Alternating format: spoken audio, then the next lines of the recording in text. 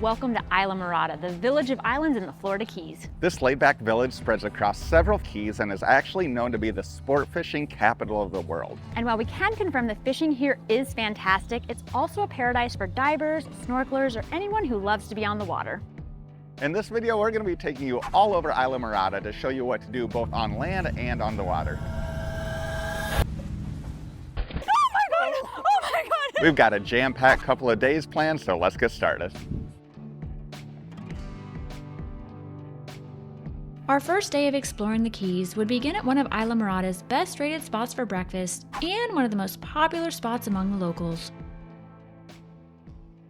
We are starting off at Mangrove Mike's for breakfast, and after looking around this place, it'll probably come as no surprise that the founder was a huge fisherman. This place has an old diner, Florida Keys kind of vibe. There are murals everywhere and even a fish and a gator on the wall.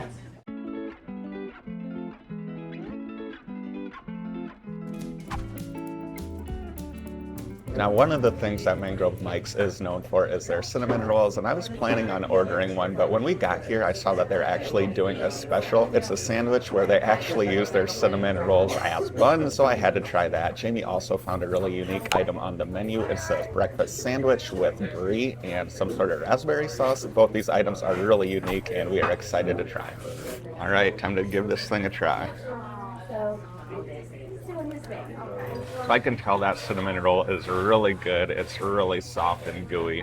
I think the quality of the bacon and the sausage is really good as well. I will say though that I don't necessarily love the flavors mixed together, so I'm gonna deconstruct this thing and eat them separately, and it's gonna be great.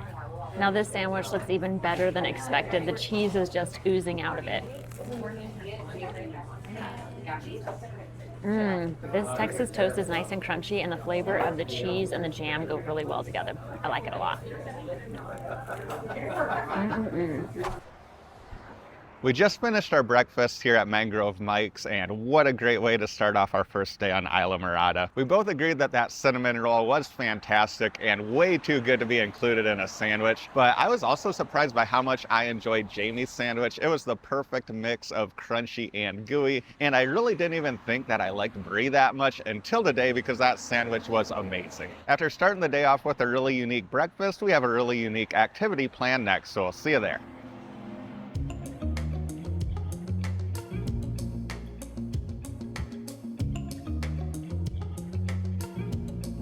Our next stop brings us here to Spray Watersports to go on a catboat tour. Now, a couple of weeks ago, we didn't even know what a catboat was, so odds are you've never heard of one either, so let's go show you what we're talking about.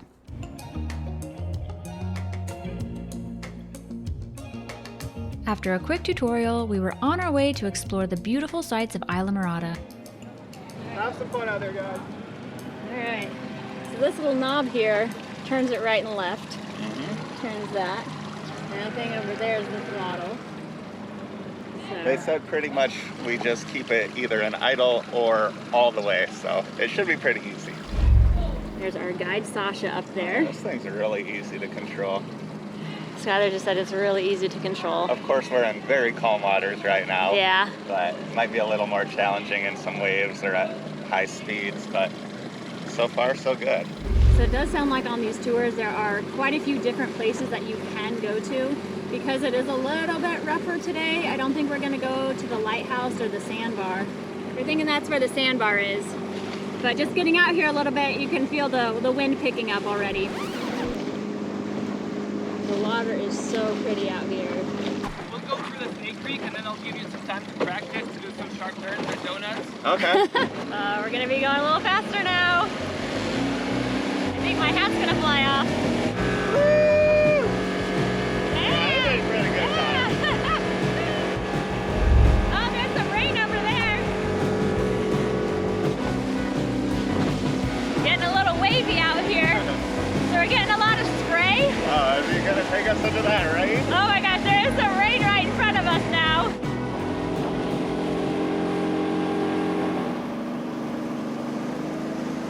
Oh, looks like we're heading into some calmer waters. Yeah, that was a lot more spray than we were expecting. Well, Yeah. It started off as spray and then it turned into huge waves. I'm totally soaked. So right now we're cruising around Venetian Isles, which is an area with probably the most expensive houses on Islamorada. After scoping out the fancy houses, we followed our guide Sasha's lead through this mangrove area and towards the bay, where after a bit of slow going, we were once again able to pick up the speed. There we go.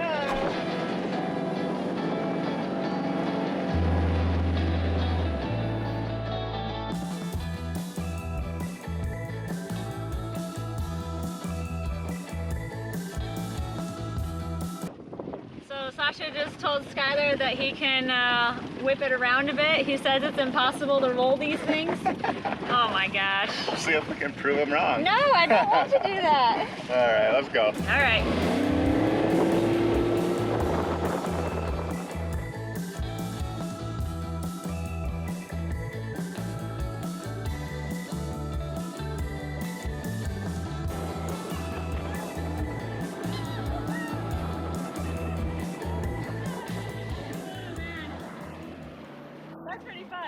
Skylar did his best to try to tip this thing over. Sounds good. All right, he says we're gonna go through go maybe through the mangroves, or at least by the mangroves, and then we're gonna relax for a while. All right, so to I the was mangroves. unsuccessful in tipping over the boat. These things are super stable, but it was a lot of fun trying.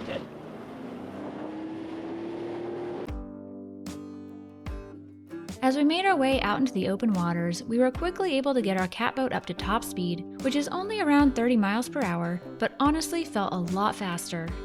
While not as agile or as quick as a jet ski, we found this catboat to still offer plenty of excitement, but with comfortable seating and plenty of shade, it could be quite relaxing as well.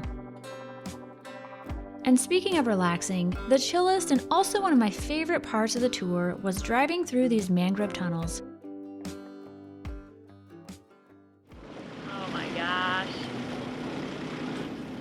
Talk about this experience later, but I think this is a must-do. Oh, for sure. A must-do experience. Yeah, I don't even know if we're halfway through yet, but I'm loving it.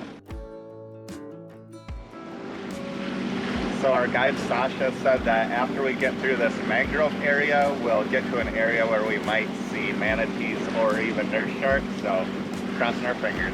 Now unfortunately, we did not spot any manatees or nurse sharks on our catboat trip, but we did still have a nurse shark sighting in Islamorada, and we'll show you that later in this video. As we got further into our tour, the skies kept getting clearer and the waters kept getting bluer, and while the temperature was somewhere around 90, the occasional ocean spray from the catboat kept us nice and cool. The water out here is so gorgeous. Wow. While Sasha occasionally did let us take the lead on this tour, he did a great job of keeping us from getting lost and out of the shallow waters. After cruising through what was possibly the most gorgeous stretch of blue water yet, we made our way under this bridge and back out into the ocean, where the waters were a little bit rougher but a lot of fun.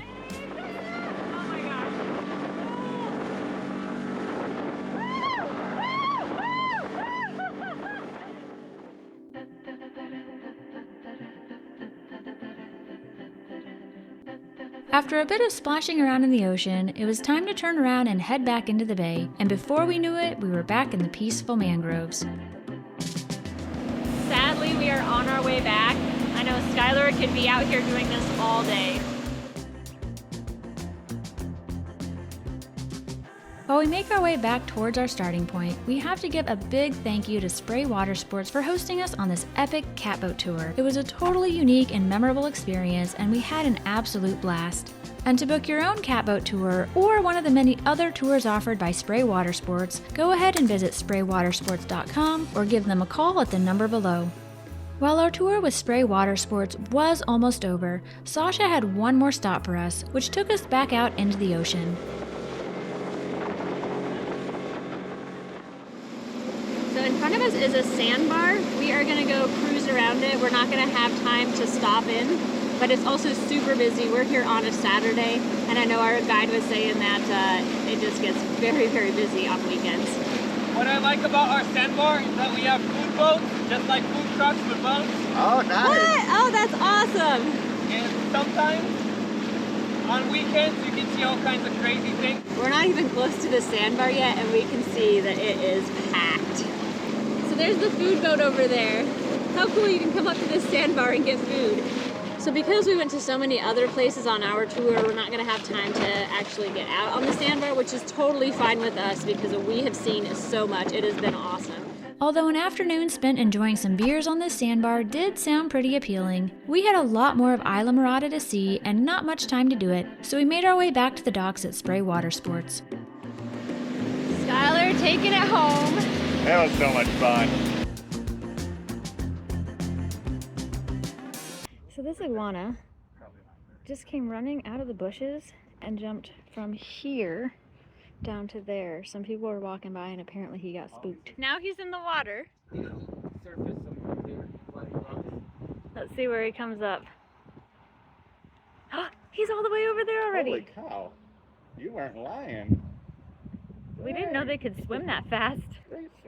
So we just finished up our 2-hour catboat tour with Spray Watersports, and it was awesome. Now we did learn that typically there's probably 3 or 4 catboats in a tour, but since we're here in the down season, we had Sasha, our tour guide, all to ourselves, which was really nice. He is really knowledgeable about the islands in this area and their history, so the tour was also really educational. Now, as a passenger on the catboat, I was really impressed with how much shade there was and also how comfortable the seats were. Now, we did bring a dry bag with us for our filming equipment, but they do have a waterproof box that you can put your phone and keys if you'd like to. Now, I could have also driven the catboat, but honestly, I was just enjoying taking in the views, and I could tell that Skylar was having a really good time. If you're coming to Islamorada, in my opinion, this is a can't miss activity. Now, we have only been in Islamorada for about 5 hours, but it feels like we have done so much, and we still have so much more to do, including lunch, because we're getting hungry, so we'll see you there. Our Saturday lunch spot took us to the Island Grill, which, like so many other Islamorada dining spots, has open-air seating right on the water. Now, to be honest, we were a little bit concerned that this place was this empty on a Saturday, but as we later learned, we were visiting Islamorada during its absolute least busy time of the year, when it was not at all uncommon to find nearly empty businesses like this one. Now, Island Grill is known for their tuna nachos, and I definitely see why. These are the best looking tuna nachos I've ever seen. Now these have to also be the most expensive nachos we've ever bought, but I agree with Jamie, they look amazing and I think they're gonna be worth it. Those are fantastic. Easily the best tuna nachos I've ever had. Wow. Now I was also gonna order the conch chowder because the Keys are kind of known for conch chowder, but they also had a soup of the day. I asked what it was, and it's a stone crab soup, and it looks amazing. I cannot wait to try this. So that's like a clam chowder, but with stone crab instead of clams. I definitely prefer stone crab over clams, so it is very good. Now this place is right on the water. They do have some indoor seating, but in order to have these water views, you have to sit out here where it's open air. Now in the afternoon, it can get pretty warm, but it is very shaded here, and they have huge fans that are moving a lot of air. So we kept our lunch at Island Grill small because we are gonna be eating dinner in like 4 hours. Yeah. But what we did order was delicious, especially those tuna nachos. They definitely lived up to the hype. Now, the Keys aren't really known for their beaches, even though they do have such beautiful water. But there is one beach in Islamorada that is rated pretty well, so we'll see you there next.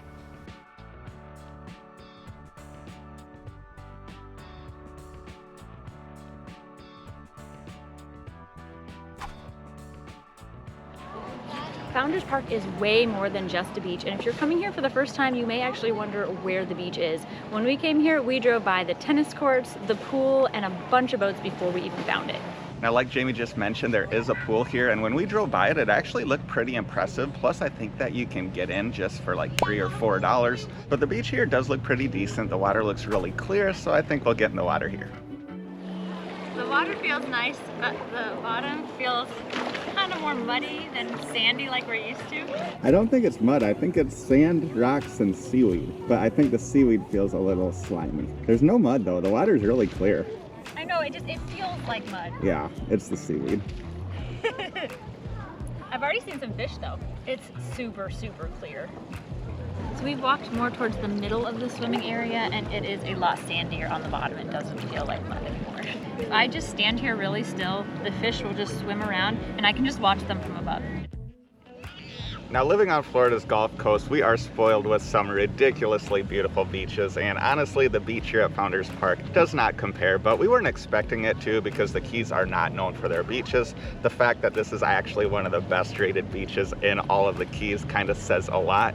That being said though, there are some things we really like about this beach. The water here is ridiculously clear. We actually kind of wish we would have brought our snorkeling gear. It also does have quite a few amenities. It has a sand volleyball court, it has showers and restrooms, it has a bunch of covered picnic areas, and it even has a playground.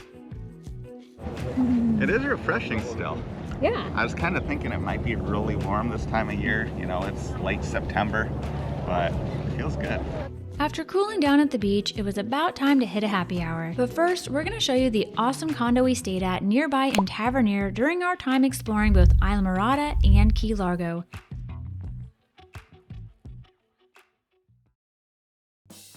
Welcome to Ocean Pointe, a one-bed, one-bath condo in Tavernier on Key Largo. Now this is a third floor unit and has amazing views of the water, and we are going to get to that, but first we're going to show you the bedroom, which is to my right.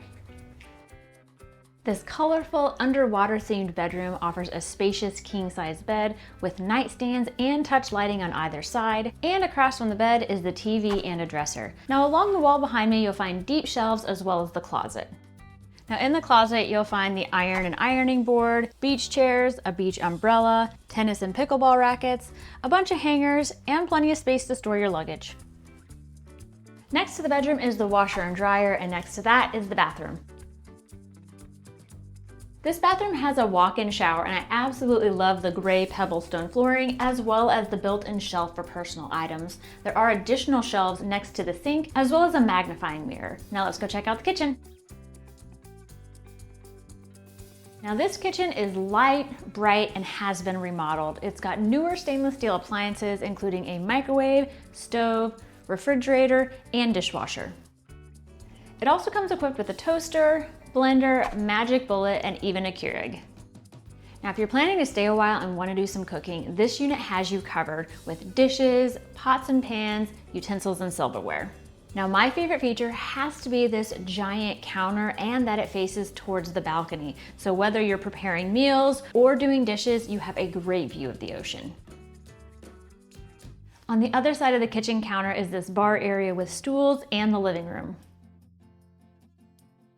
Now we love that the living room continues with the underwater theme, having clownfish on the pillows, on the wall, and even on the pull chain ornaments. Now this room has a pull-out couch and this really comfortable zero gravity chair, and I'm not gonna lie, I sat in this thing for a good 30 minutes the moment we got here. It was so comfortable. Across from the sofa and the chair is the TV, which is equipped with an Xbox, and this is also where you're gonna find the binoculars, and we're gonna show you where you wanna use those next.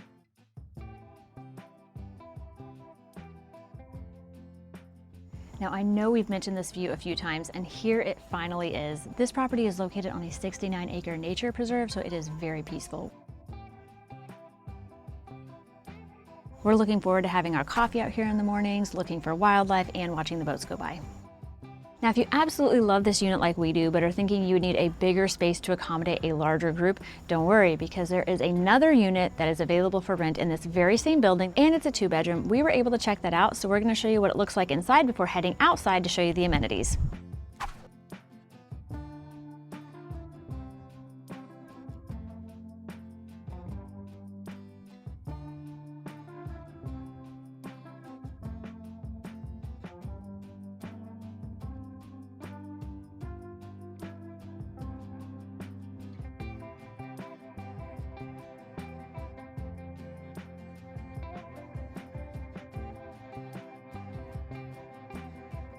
Now, if you're not already sold on staying at one of these Ocean Pointe condos on your next Islamorada or Key Largo vacation, you just might be after seeing all the amenities that you'll have full access to, including this junior-size Olympic pool, which is heated in the winter and cooled in the summer, a massive 14-person jacuzzi, poolside showers and restrooms, tennis courts, and pickleball courts. Now, if you're more of a beach person than a pool person, Ocean Pointe has you covered there too, as the property has its own private white sand beach right on the Atlantic and a boardwalk leading to a relaxing gazebo with beautiful ocean views. This 24-hour gated community also has its own clubhouse located right off the beach, and while the restaurant inside was closed for renovations during our stay, it will likely be back up and running by your visit. Now we have to give a big thanks to Bud and Lucy for hosting us at their Ocean Pointe condo during our time exploring the Keys. If you'd like to book either the 1-bedroom or 2-bedroom units for your Keys vacation, you can do so by giving them a call at 954-673-9843 or via the Airbnb listings, which we'll include in the description of this video. Now let's get on to that happy hour.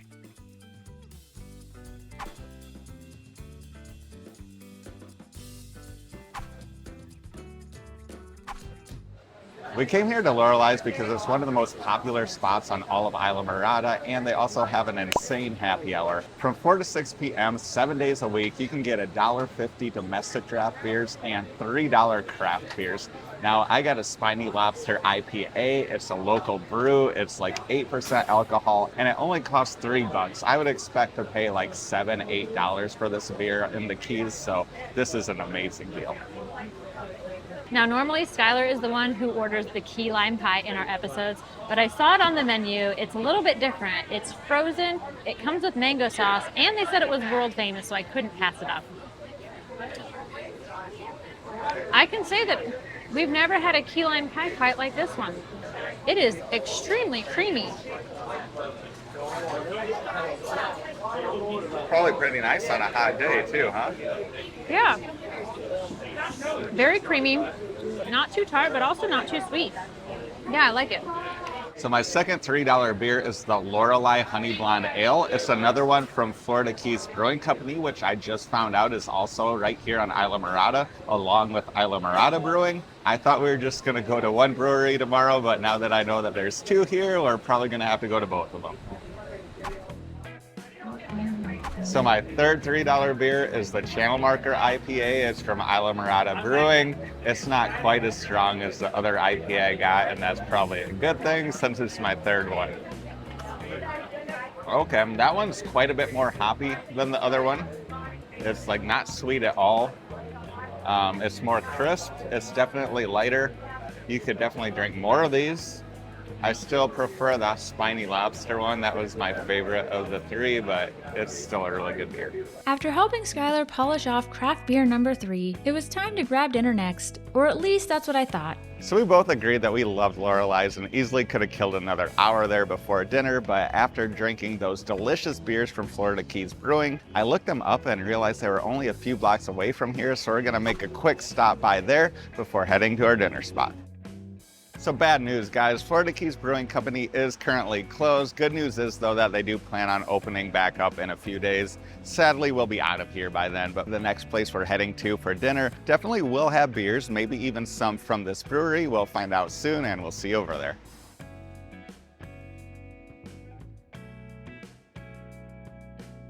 Now, while the Keys aren't exactly known for their barbecue, we thought it might be nice to have one dinner in Islamorada that wasn't seafood. We're here at Hog Heaven for dinner. This place is a barbecue joint right on the water with beautiful views. But honestly, we mainly chose it because it's known for its live music. There's a band playing here tonight that we think we're really gonna enjoy, and the stage is right on the water. There's also a tiki bar back here. They do make you work a little bit to get to this tiki bar.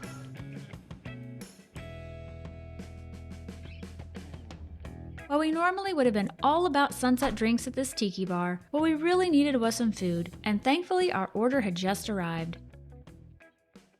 We decided to order the Pitmaster plate as well as the shrimp and crab bisque. Now with the plate, we got 2 orders of brisket, ribs, potato salad, baked beans, and it came with 3 different sauces.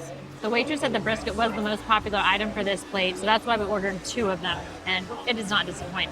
I'll tell you my thoughts on this food in a little bit, but first I gotta mention that they do have some beers here from Florida Keys Brewing. This is actually the Spearfish Amber. They didn't have this at the last bar, so I had to order it. It's a really good balance of like malty and hoppy, and I really do enjoy it. Now, Jamie was actually trying to talk me out of ordering this shrimp and crab bisque because I already ordered a crab soup today. I had to explain to her that a chowder and a bisque are 2 completely different things, and I'm really glad I ordered this bisque because it is delicious. As far as these meats go, the brisket is incredibly tender. The ribs aren't quite as tender, but they are really flavorful. Overall, for Florida barbecue, it's really solid, and I'm pretty impressed with the food here for sure. Just as we were wrapping up our meal, the band began to play, and we do gotta say that this was one of the best settings we found at a bar to watch live music. And while we would have loved to stay out late to catch the entire show, we had another big adventure planned for bright and early the next morning, so we'd have to call it a night. Good morning. We are up early because we have a fishing boat to catch.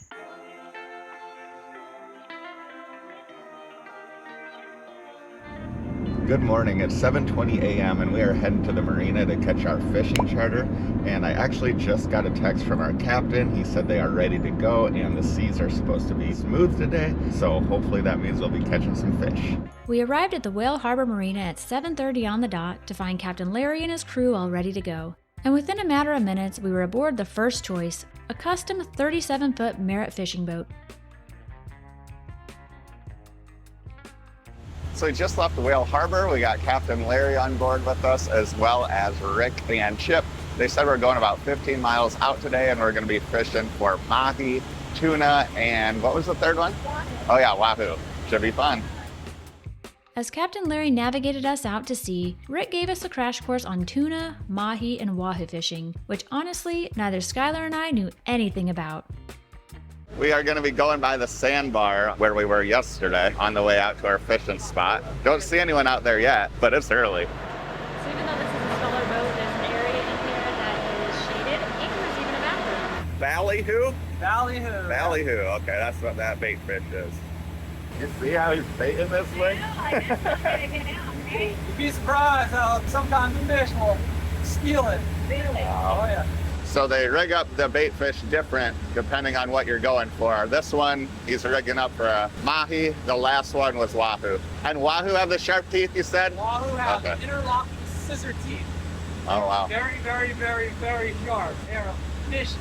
You don't got to worry about that with mahi? Yeah, well, they have teeth too, but they're small. Thankfully, Rick and Chip would be removing all the fish from our hooks, so we wouldn't have to worry about getting bit and could focus just on catching the fish, which would provide more than enough excitement on its own. So just learned that we're going to be fishing in 300 to 500 feet of water today on what he described as like some underwater hills. And apparently a lot of times the fish are at the top of these hills, so I guess that's where we're going. Rick just showed us how to reel in on different rods for fishing for different types of fish. And we have never fished for any of these fish before, so I think it's going to be pretty exciting once we get a fish on one of these hooks.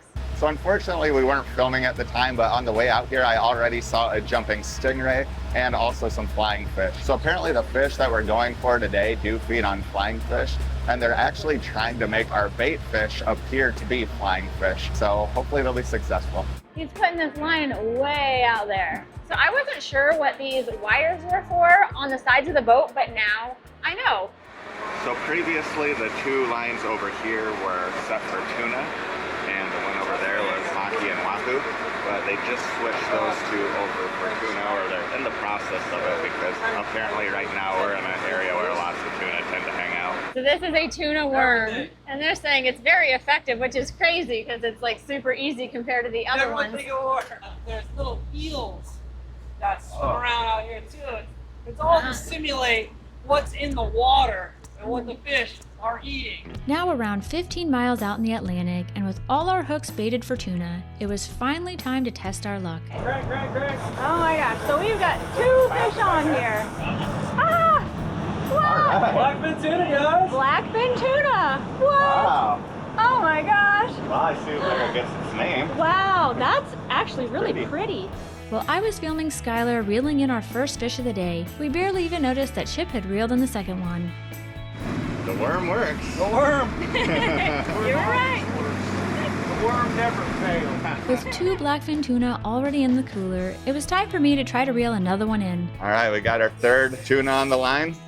Does it feel big? I have no idea.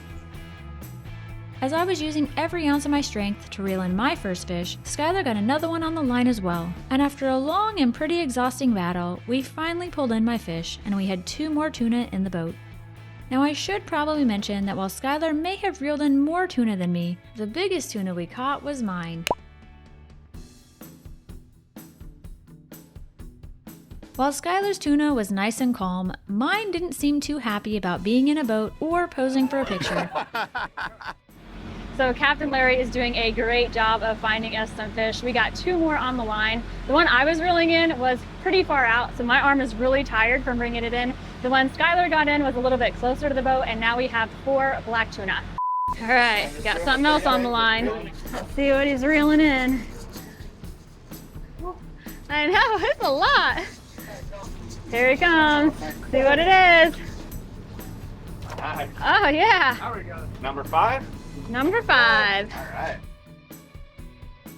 So even though the waters are pretty calm today, they weren't sure what the fishing would be like because Hurricane Helene grazed the Keys a couple of days ago. But I'd say it's pretty good because within the first 30 minutes, we got 5 tuna. So Rick and Chip are pulling in the lines because we are switching over to fishing for mahi. So I think we're gonna go to a different spot. So now you're just rebaiting all the lines? Rebaiting. Get ready to go again. Rebaiting to go again. Oh yeah, no, the jumping mahi over there. Yeah, that's mine. This See how is green, pretty right? green? Yeah, watch this. Oh my gosh, We're that's about so to have pretty. one. Get ready. All right, we're ready. Come on. Oh, okay. In retrospect, we weren't really ready for the chaos of having 4 mahi on the line at one time, while also trying to film the experience. Wow. That's a whole different experience. All right, should I bring mine? All right, Jamie just reeled in her mahi. I got one on the line, but we're waiting to reel it in. You can probably see it out there. It's just right offshore. Just waiting for them to give me the word to bring it in. I don't think it's as big as yours. There's mine. That's bigger than I thought. After another big fight with another big fish, I was thoroughly exhausted, so Skylar was more than happy to reel in our 3rd mahi.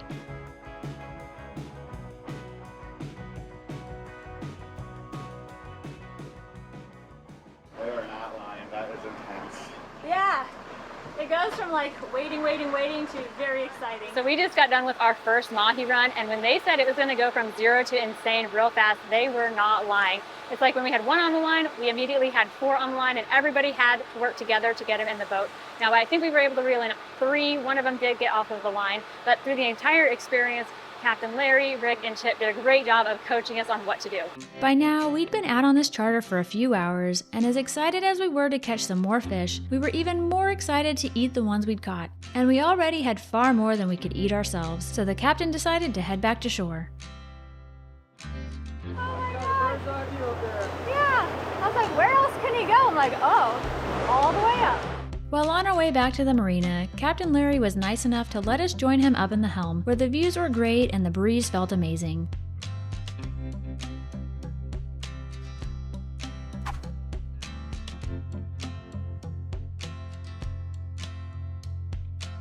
So Captain Larry agreed to let me climb up to the very top of the boat.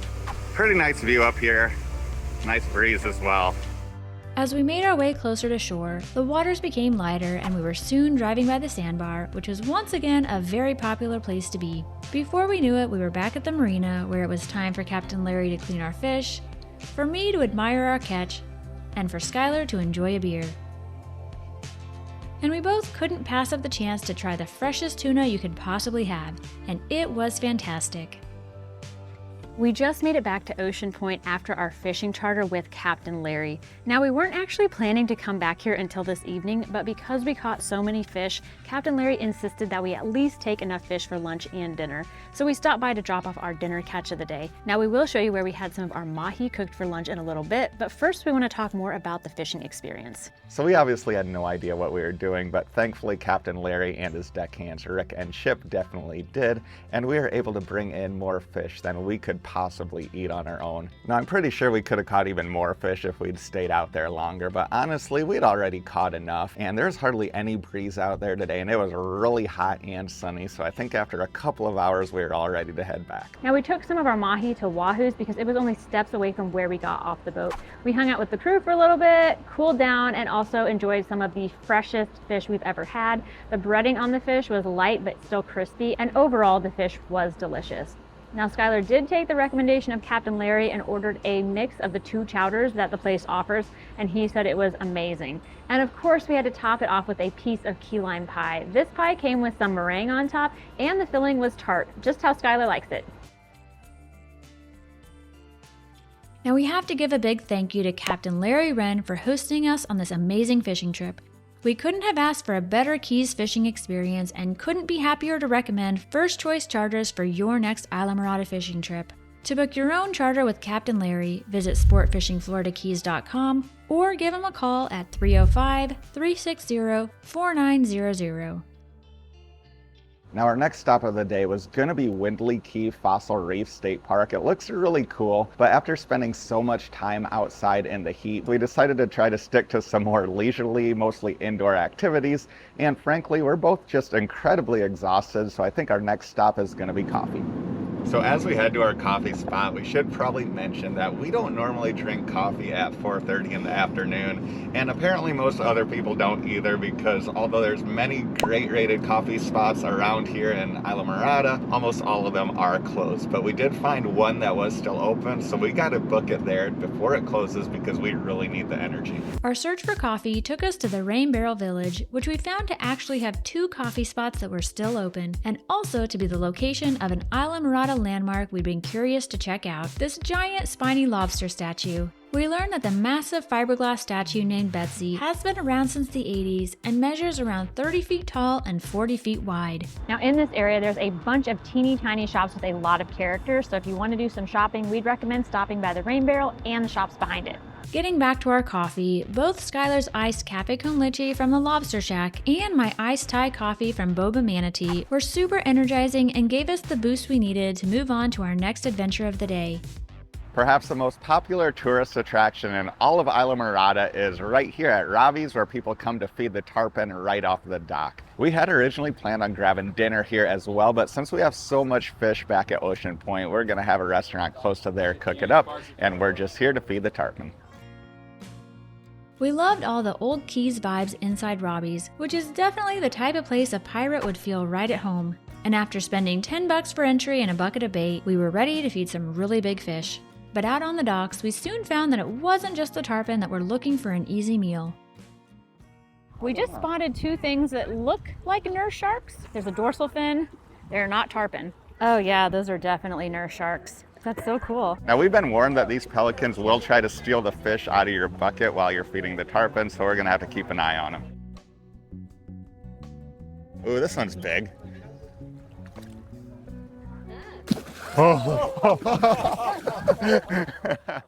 Ready? Yeah.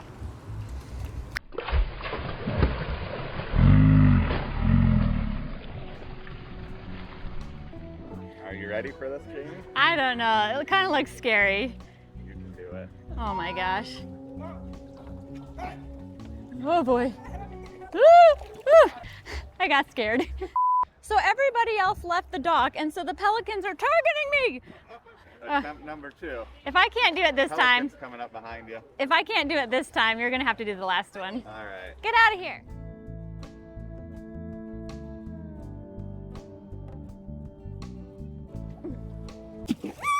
Nice. Oh my gosh, Good job. that's scary.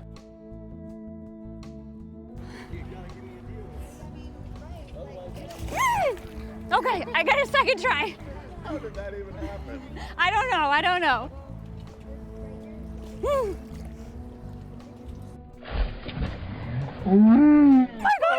my god, that's crazy. Oh, look at that. Oh, I was even holding the fish a little bit higher, and this giant one came up, and it got me a little bit there, and I think I'm probably gonna bruise right there too. It was huge. It's just like a kind of like a scratch, like a sandpaper scratch, but I think it tried to come down here and there. Oh, wow.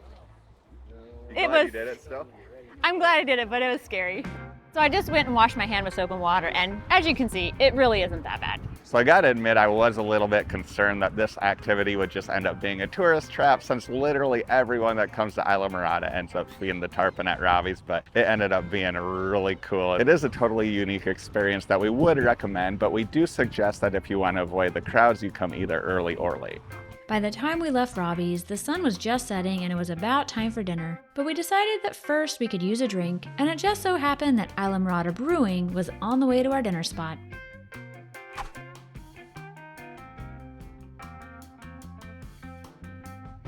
So we finally made it to Islamorada Brewing, and I was a little bit surprised to find that they also have a distillery and a food truck in addition to the brewery. And I was really happy to find out that they do offer a flight, so I actually have a flight of 6 beers here. I haven't tried any of these, so I'm pretty excited for it.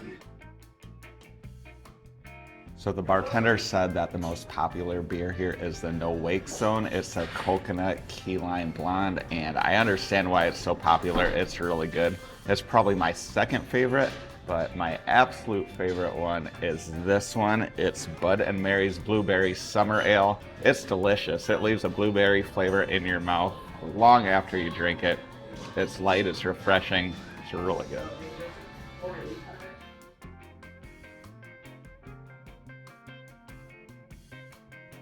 After Skylar finishes these beers, we're going to be heading back to our condo to pick up our fish and take it to a local restaurant. Now that restaurant is actually located in Key Largo, so that experience will be included in our Key Largo episode. We have 2 more Keys episodes to share with you all over the next few weeks, so be sure to subscribe and turn the notifications on if you enjoyed this episode and want to see more things to do in the Keys. Thanks for watching!